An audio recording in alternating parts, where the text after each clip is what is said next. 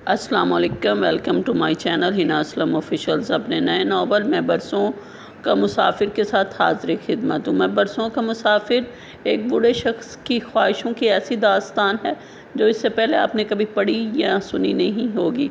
तो चलिए चलते हैं नावल की तरफ। आज किस्त नंबर 13 है। आंखों के सामने फिर वही बुज़ुर्ग थे, सिकंदर अली ख़ान। ज़िंदगी तो बहुत तवील है, अभी से हिम्मत हार कर बैठे। ये सफ़र हिम्मत हारने से नहीं, हिम्मत मजबूत करने से और इरादों को पुख्ता करने से तय होगा। चलते रहें तो मंजिल आ ही जाती है। तुम्हारा सफ़र कठिन सही पर बेमकसद नहीं है। सिकंदर अली ख़ान, हर सफ़र का एक मकसद होता है, बस फ़र्क सिर्फ इतना होता है कि कभी मकसद वाज़िया होता है और कभी गैर वाज़िया। मकसद कभी कभी इबहम का शिकार हो जाते हैं, हमें वो उलझन में डाल देते हैं, और उलझे हुए आदमी के पास सिवाय झंझलाहट के कुछ नहीं होता। सिकंदर अली ख़ान से बातें करते हुए बुज़ुर्ग ने लंबी सांस खींची। अंधेरे ही तो रोशनी के नवीद सुनाते हैं। इन अंधेरों में रोशनी की लकीर ढूंढने की कोशिश करो और इस लकीर की सिमत चल पड़ो। मंजिल खुद ही तुम्हारे सामने होगी। बुज़ुर्ग थोड़ी देर चुप हुए, फिर बोले, मगर आप हैं कौन? सिकंदर अली ख़ान के दिल में सवाल इतनी देर से था, आखिरकार ज़बान पर आ ही गया। बुज़ुर्ग होंठों पर मुस्कान सजाए खड़े थे। मुझे अपना दोस्त समझो सिकंदर अली ख़ान। जिस चौखट पर रोज़ खड़े होकर हाथ उठाकर सवाल करते हो, तो क्या वो चौखट वाला तुम्हें अकेला छोड़ देगा, सवाली को खाली हाथ लौटाएगा? तुम मुझे बाबा साईं भी कह सकते हो। सिकंदर अली ख़ान समझ गए कि ये दरबार वाले शाह साईं हैं। बरगद के दरख्त के नीचे सिकंदर अली ख़ान एक नए ताल्लुक़ से आशना हुए, दोस्ती के ताल्लुक़ से, और मुखलिस दोस्त से बढ़कर तो कोई नहीं होता। उन्होंने अपने आप को बहुत तवाना महसूस किया। दरवाज़े पर होने वाली दस्तक ने इन्हें यादें माजी से वापस ले आई थी। कौन है, अंदर आ जाएं। उन्होंने अपनी आंखों से निकलने वाले आंसू साफ़ किए। सालिया बेगम अंदर आ चुकी थी। अस्सलाम वालेकुम बाबा जान। उन्होंने झुकी नज़रों से सलाम किया। वालेकुम अस्सलाम बाबा जान, आज आपने अभी तक नाश्ता नहीं किया। आपकी तबीयत तो ठीक है? हाँ बेटे, मैं ठीक हूँ, ऐसे ही दिल नहीं चाह रहा था। बच्चियों की मंगनी के बाद बहुत उदास हूँ। सालिया बेगम को इनकी आवाज़ में अफसुर्दगी के साथ फ़िक्र की झलक नज़र आई थी। आप बिला वजह ही परेशान हो रहे हैं बाबा जान, और फिर बच्चियां कौन सी दूर जा रही हैं, इसी घर में रहेंगी। आप क्यों परेशान हो रहे हैं बाबा जान? मैं हूँ ना, मैं सब संभाल लूँगी। सालिया बेगम इन्हें दिलासा देने लगी। शाबाश बेटे, तुम्हारा वजूद मुझे बड़ा हौसला देता है। सालिया बीबी, उन्होंने बेड से उठकर इनके सर पर हाथ रखा। ये हौसला भी आपका ही दिया हुआ है बाबा जान, वो मुस्कुराते हुए बोली। दिलावर घर पर है? बाबा जान ने पूछा। नहीं बाबा जान, वो तो सुबह सवेरे ही चला गया था। आपको कोई काम है बाबा जान? दिलावर से। उन्होंने इनके पूछने पर नफ़ी में सर हिलाया। नहीं, ऐसे उसे देखने को दिल चाह रहा था। वो जैसे ही आएगा मैं उसे आपके पास भेज दूंगी। मैं आपके लिए और नाश्ता लेकर आती हूँ। ये नाश्ता ठंडा हो गया। नाश्ता करने के बाद बाबा जान इलाके में चले गए। शाम को ज़रबख्त और ताबा दोनों किचन में काम कर रही थी। ज़रबख्त ने देखा कि ताबा बहुत चुप सी है। ताबा तो थोड़ी देर चुप रहे तो इसकी ज़ुबान में खुजली होने लगती है, और जब ज़रबख्त की नज़र उसकी हाथ पर गई तो उंगली से अंगूठी गायब थी। ताबा, तुम्हारी अंगूठी कहाँ है? ज़रबख्त ने चावलों को दम देते हुए पूछा। उतार दी है दीदी, वो मुख्तसर सा जवाब देकर फिर सलाद बनाने लगी। मगर क्यों ताबा? ताबा के पास कोई जवाब नहीं था। वो खामोशी से काम करती रही। ज़रबख्त ने इसे बाजू से पकड़ा और इसे इसके कमरे में ले आई। ताबा, जहाँ अंगूठी रखी है फ़ौरन पहनो। अगर खाने पर किसी ने तुम्हारी उंगली खाली देखी तो जानती हो कितने सवाल उठेंगे। दीदी, मुझे नहीं पहननी ये अंगूठी। वो मुंह मोड़ते हुए आंसू छुपाते हुए बोली। मगर क्यों ताबा? ज़रबख्त ने फिर सवाल किया। इसलिए दीदी कि मुझे ये शादी ही नहीं करनी।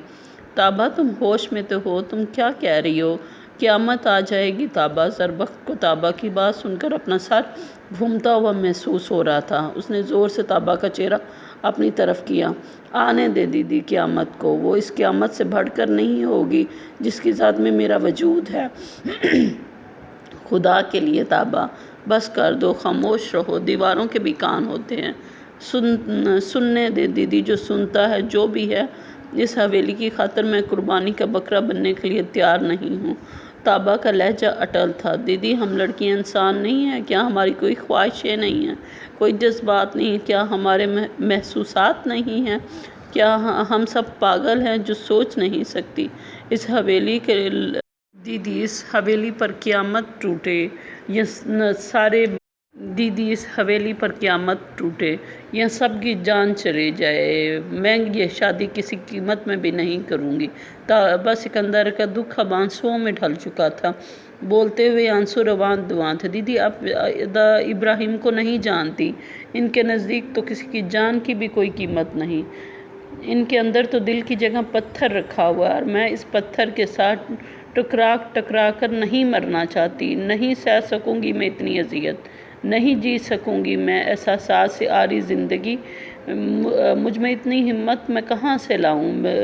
میں روز جینے اور مرنے کا حوصلہ مجھ میں نہیں ہے، آپ جتنی مضبوط نہیں ہوں، روز مرنے سے بہتر ہے میں ایک دفعہ ہی مر جاؤں، مرنے دے مجھے، میں یہ زندگی نہیں جی پاؤں گی، میں اپنی عمر سے بڑے آدمی کے ساتھ زندگی نہیں گزار سکتی، قدم قدم پر اب مجھ سے اپنے وجود کی نفی نہیں ہو پائے گی۔ یہ جو ہمارے ماں باپ ہیں نا دیدی، یہ بہت خود غرض ہیں، یہ چاہتے ہیں ان کا تعلق نہ ٹوٹے، کہ ان کی اولاد کے ساتھ جو بھی ہو مگر ان کے بندھن کی ڈور نہ ٹوٹے۔ نہیں کرنی دیدی مجھے اس اسرائیل سے شادی، وہ مجھ سے 1 یا 2 سال نہیں، پورے 16 سے 17 سال بڑے ہیں، اس عمر کے خلا کو میں چاہوں بھی تو پر نہیں کر سکتی، میری ترجیحات ان کے نزدیک فضولیات ہوں گی، مجھے نہیں رہنا دیدی اتنے میچور انسان کے ساتھ، مجھے کہیں سے زہر لا دیں، میں نہیں جینا چاہتی۔ اب تابا سکندر اب پھوٹ پھوٹ کر رو رہی تھی، اور زربخت سکندر ابھی اپنے آنسوؤں کو کہاں روک پائی تھی، اس نے روتی ہوئی تابا کو اپنے گلے سے لگا لیا۔ رو لو تابا، جتنا رونا چاہتی ہو، آج کے بعد شاید تم اپنی مرضی سے رو بھی نہیں پاؤ گی، قسمت کا لکھا قبول کر لو تابا، یہی ہمارا نصیب ہے، ہمیں زندگی انہی مردوں کے ساتھ گزارنی، ہم تو صرف ضرورت ہیں تابا، محبت جیسے چھوٹے جذبے سے ہمیں کب آشنا ہونے دیا جاتا ہے۔ زربخت تابا کو گلے لگاتے ہوئے بولی، دیدی میں نہیں مانتی محبت کو، محبت بھی عقل کے تابع ہوتی، ہمیں پتہ ہے کہ ہمیں محبت نہیں کرنی تو کبھی اس حویلی کی لڑکیوں کا دل کسی کو دیکھ کر دھڑکا ہے؟ آپ بتائیں، آپ جو امریکہ کی یونیورسٹی میں پڑھ کر آئی ہیں، کبھی کسی کو دیکھ کر آپ کو کسی سے محبت ہوئی؟ نہیں نا، اس لیے آپ کو محبت نہیں ہوتی، کیونکہ آپ کو پتہ ہے آپ نے محبت نہیں کرنی۔